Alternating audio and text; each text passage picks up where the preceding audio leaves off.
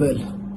Au cours du premier semestre de l'année 2026, le Mali affiche un excédent budgétaire de plus de 306 milliards de francs CFA.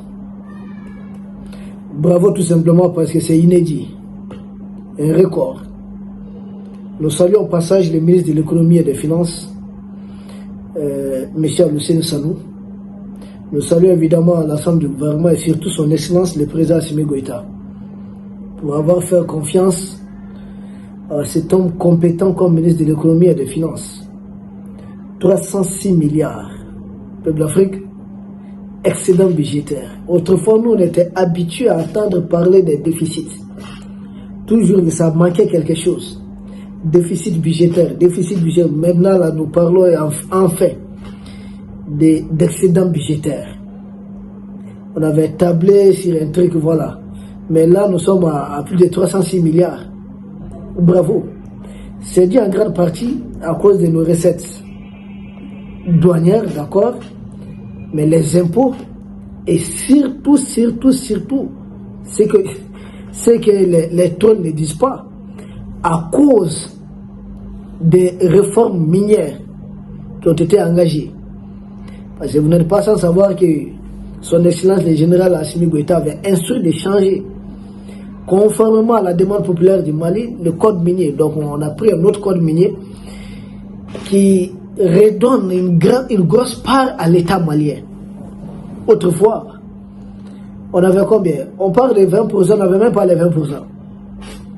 C'est un truc de 12%, plus quelque chose comme ça. Mais quand, avec l'équipe actuelle, on a augmenté la part de l'État. C'est pas fini. On est en train de nationaliser. Vous savez, quand les autres étaient là, ils privatisaient au compte des multinationales, des entreprises étrangères. C'est comme ça qu'ils ont détruit notre chemin de fer. Mais jusque-là, à ce niveau, nous sommes en train de récupérer, nous sommes en train de réparer à présent tout ce qu'ils ont eu à commettre comme dégâts. Donc nous sommes en train de nationaliser progressivement. Et cette nationalisation aussi porte ses fruits. Autrefois, notre or là, notre sous-sol était détruit inutilement. On ne gagnait pas grand-chose. Maintenant, non seulement on gagne, et puis son excellence le président Assimi Goïta, il a instruit. Il faut une raffinerie d'or au Mali, avec une capacité de 200 tonnes. Ça dépasse largement la production du Mali. C'est à peu près l'ensemble de la production d'Afrique de l'Ouest. On va faire beaucoup de recettes. Ça commence à porter ses fruits. Au début, peut-être on était impatient, il y avait beaucoup de choses à faire. Mais avec le temps, tout commence à rentrer dans l'ordre petit à petit. Au début, on demandait il faut consentir beaucoup de sacrifices. 306 milliards, ça c'est du côté économique. Raffinerie d'or en cours. Même la crise énergétique, actuellement, nous sommes en train de stabiliser progressivement. Bamako, la plus grande ville du Mali, certes le Mali ne se limite pas à Bamako. Mais les grandes villes, ça commence à être stabilisé progressivement. Il y a plus d'électricité aujourd'hui à Bamako que dans certaines capitales, encore sous tutelle de la jeune française, et qui ne connaissent même pas des sanctions hautes. Mais tout seul malheur, c'est d'être administré par la jeune française. Ici, l'électricité, par endroit même, c'est 24 heures sur 24. Il y a combien de capitales en Afrique de l'Ouest qui n'ont pas l'électricité 24 heures sur 24. Mais pourtant, sous tutelle de la jeune française, mieux vaut se libérer, s'émanciper. Avant de commencer à mettre les choses en ordre comme ça, ils nous ont fatigués. Vous n'avez même pas, ils n'ont pas l'électricité, ils n'ont pas courant, ils n'ont pas ça. Maintenant là, le discours a changé. Est-ce que vous entendez parler de ça encore? Ça commence à être direct. C'est petit à petit qu'on va... Tout d'un coup, on chasse la jeune française. Les gens voulaient que 24 heures après avoir expulsé la jeune française, que tout soit normal. Mais c'est pas comme ça.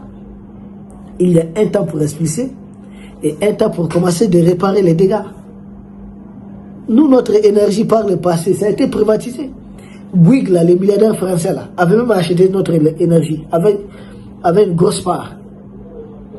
Comment on peut un secteur aussi clé privatisé? À présent, il y a des pays en Afrique de l'Ouest leur secteur énergétique là, ils savent qui tient les actions là-bas. Et après, les gens commencent à crier, l'électricité est très chère, on ne peut pas payer la facture. Vous êtes en train d'enrichir des multinationales. Pour nous, c'est géré par les Maliens. Ça appartient au Mali. On a connu un moment de difficulté. C'était dû à la transition. Parce qu'on venait de les expulser. On voulait stabiliser les choses. Vous savez, la vraie souveraineté, la vraie indépendance ne va jamais sans peine. Et c'est ce que nous sommes en train de mettre en œuvre progressivement. Ça prendra peut-être le temps nécessaire, mais sur beaucoup de terrains, les gens commencent à sentir un ouf de soulagement. Même sur les terrains militaires. Beaucoup de localités libérées. Et le dégel diplomatique avec Alger. Vous voyez que les terreurs du FLA sont sous pression. D'après des informations reçues, 22 militaires maliens encore libérés contre seulement 8 terreurs. Or, d'habitude, autrefois, faisait libérer 200 terreurs peut-être pour libérer peut-être 5 ou 6 personnes de notre côté. C'est plus de terreurs qu'on libérait, mais aujourd'hui ça a changé. Parce que nous sommes en position de force. Nous négocions en force. Pas de panique.